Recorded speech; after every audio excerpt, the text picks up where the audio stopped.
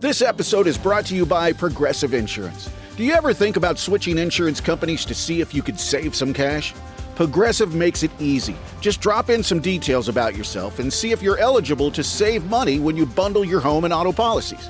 The process only takes minutes, and it could mean hundreds more in your pocket.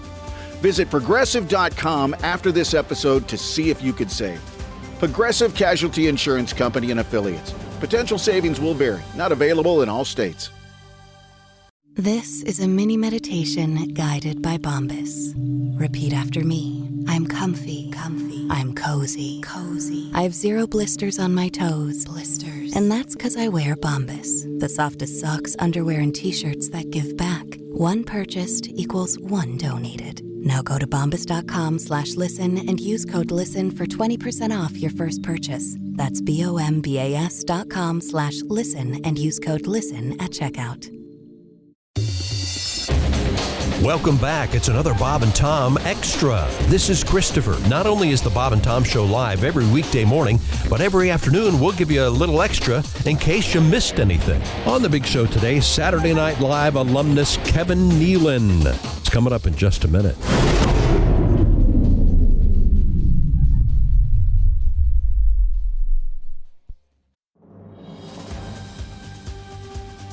This episode is brought to you by Progressive Insurance.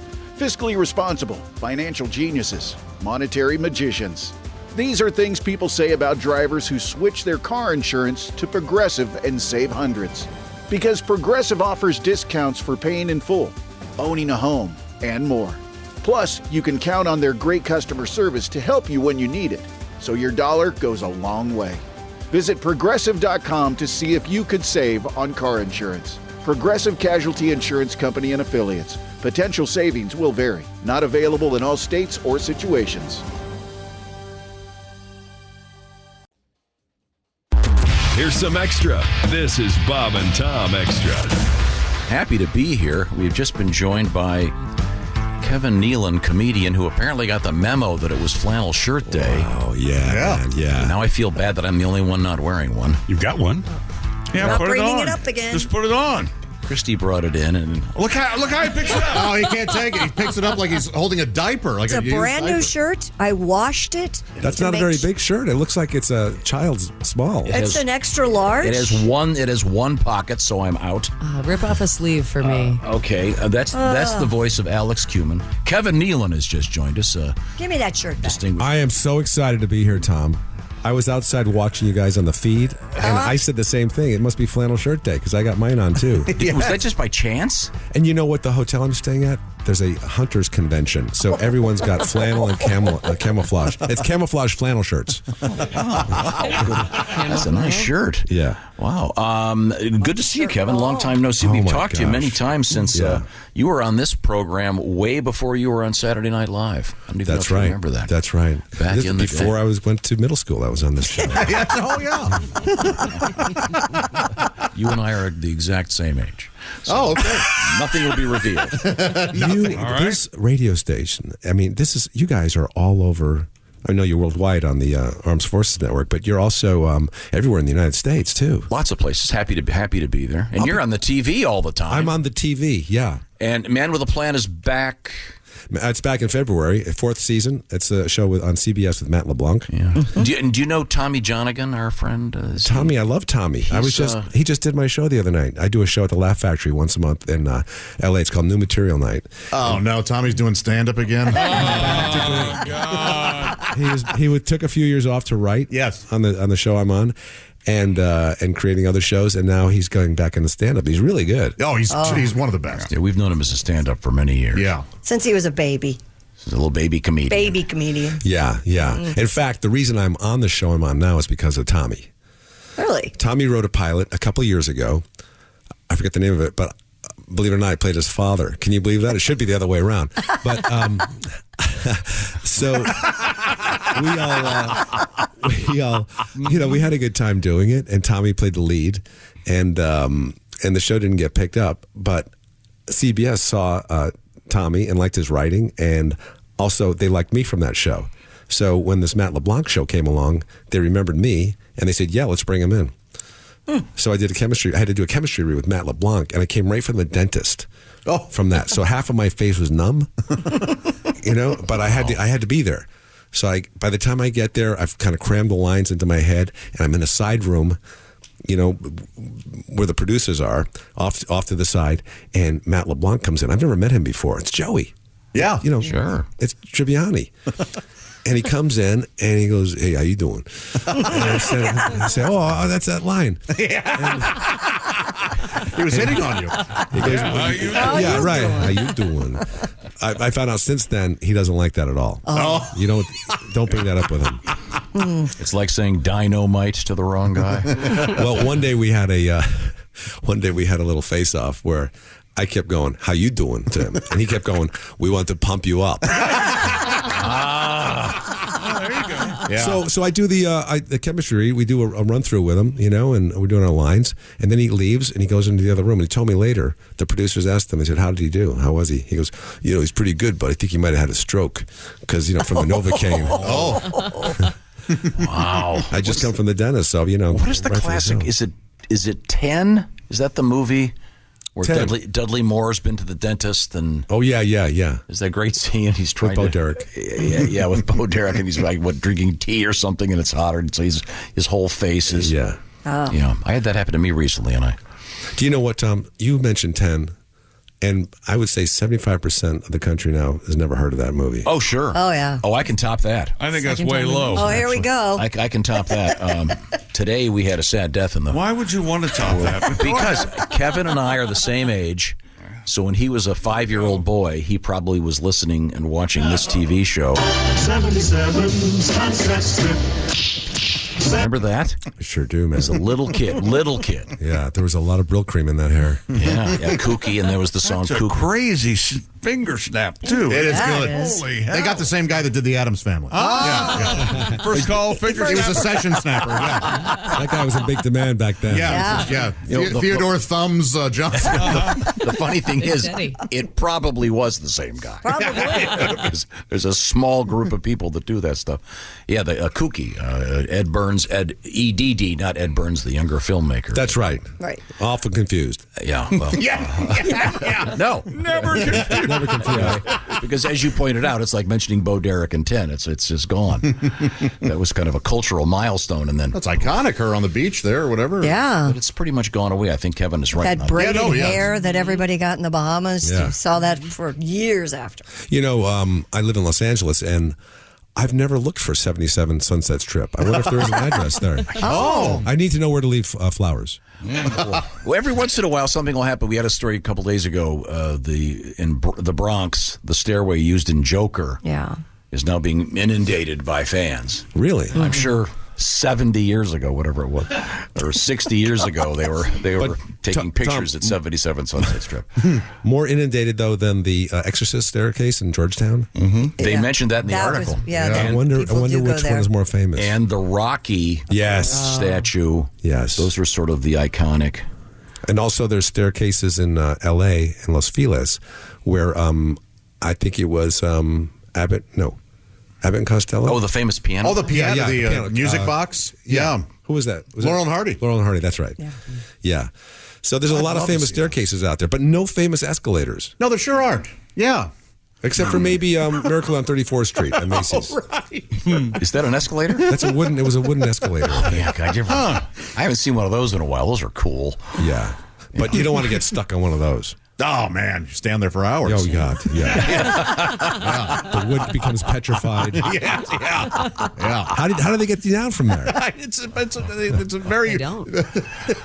Kevin Nealon is our situation. guest. When you made the transition from being a stand-up and then you were on Saturday Night Live, for example, when you would do the Weekend Update, because you did that for several years, did you sit in the writer's room with everybody, or how did that work? First of all, when you made the transition, I got scared for a minute. Oh, sorry. Yeah. Sorry. Formerly,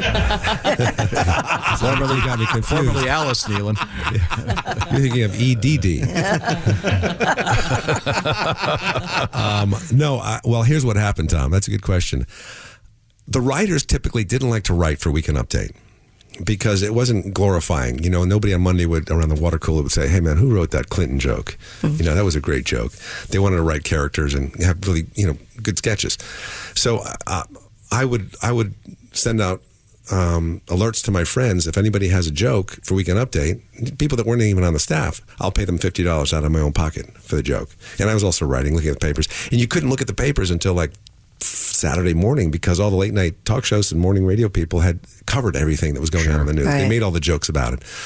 So eventually, Lorne Michaels hired a writer for me. And also before that, they put out a breakfast up in the writer's wing of 30 Rock on the 17th floor to try to entice writers to come to write Weekend Update. So they had a hot breakfast catered, and they had newspapers all over the big table like this, and AP photos, because there was no Google back then. This is back in the 1900s. You understand what I'm saying? And so the only people that would come up to write would be Al Franken.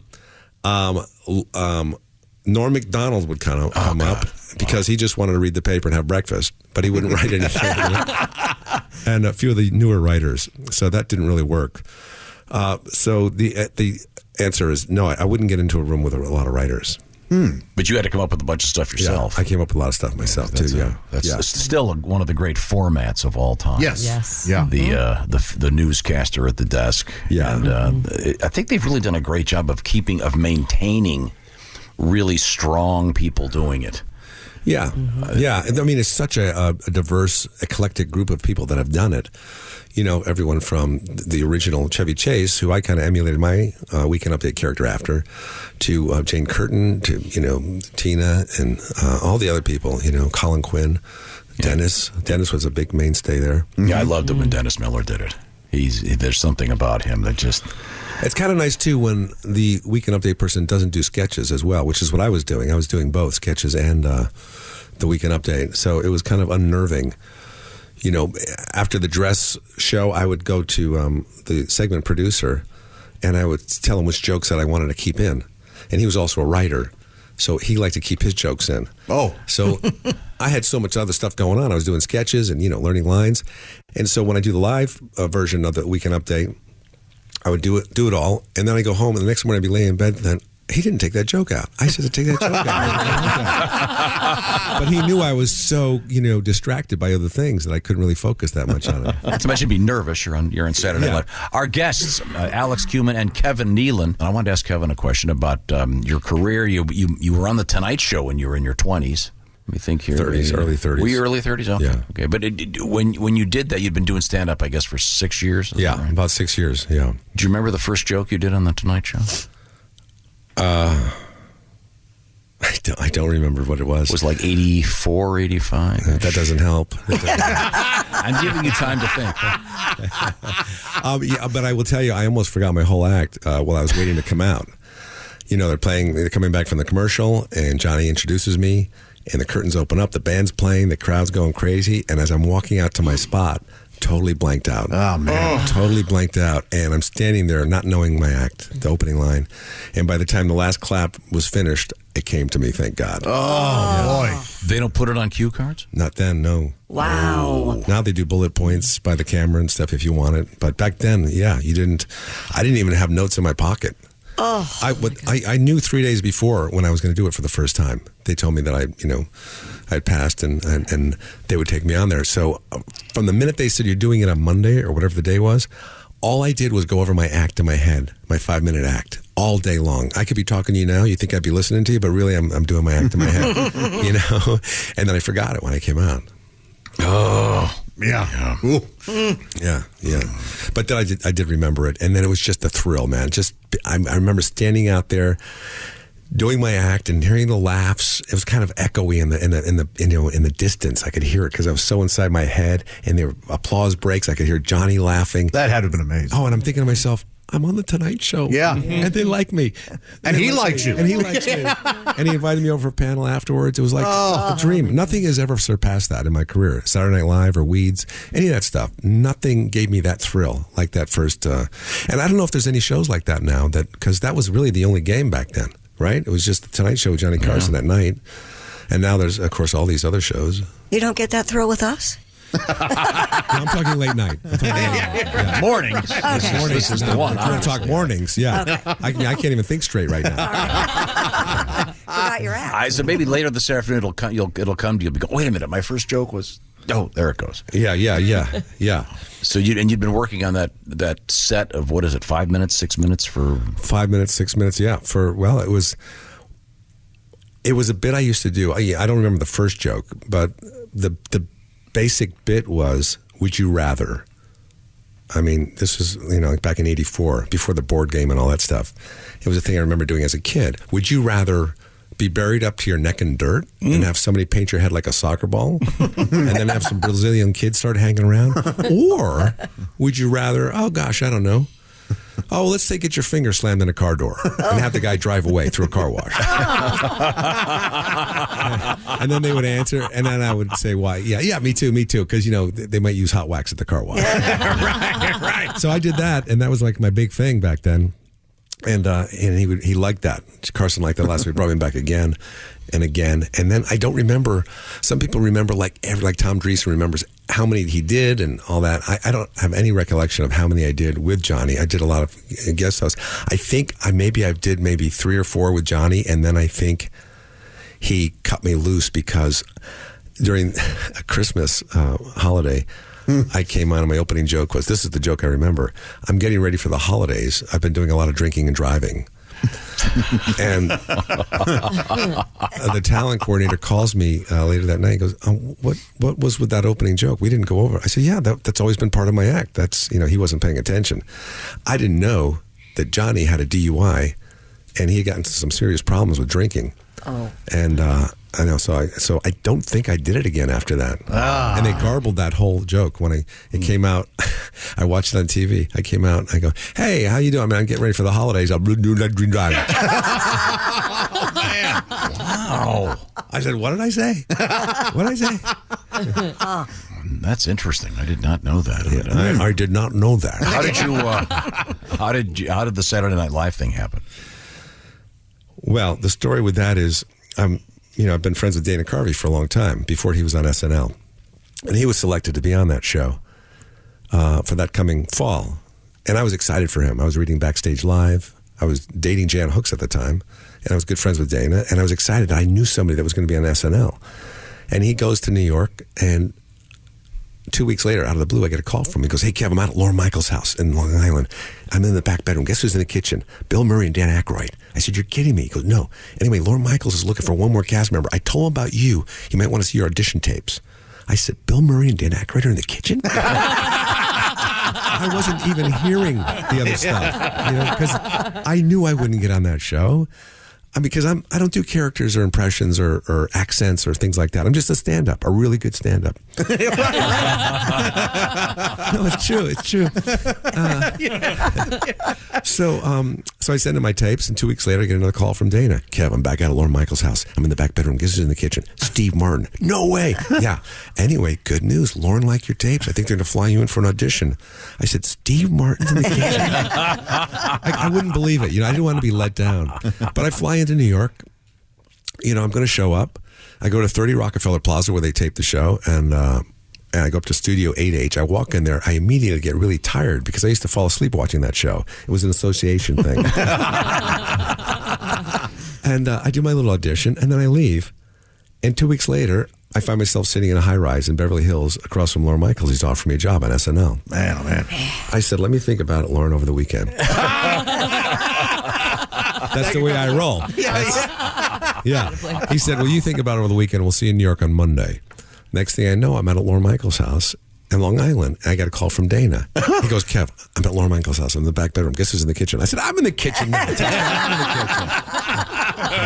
kitchen. So let me ask you this. What was the first thing you bought when you became successful? Because you were bartending, you were hustling around town, working as a young stand-up. You hadn't been on the Tonight Show yet, but when you finally had some extra money, did you buy a better car? What did you? Well, what I wish I bought was long-term health care.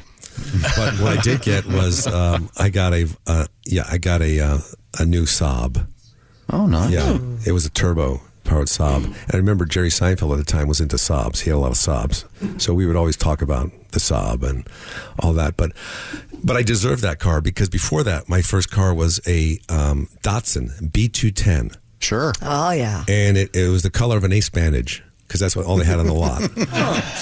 And attractive. And my manager talked me into getting it without a radio because it would be cheaper and without AC.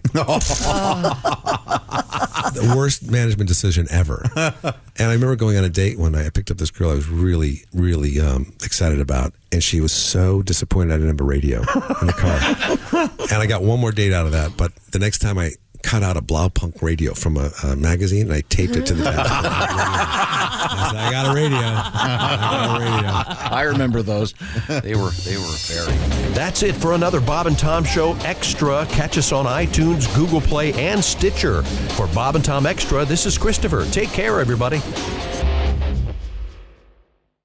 Michael Rosenbaum and his Smallville co-stars take you behind the scenes of one of the greatest shows of all time. We're going to watch every episode. Join us. It's Big Talk. You remember when I had to shave my head? Oh, I think I was angry with this one. On Smallville. Yeah, I mean, I get it. The scene you did, and this is the one that got me fired. Okay. What? Here we go. I love the excursions with me and Welling. It's everything that Superman stands for. It's Talkville. Talkville, we always talk about it. It's a great thing. The Smallville Rewatch Podcast. Follow and listen on your favorite platform.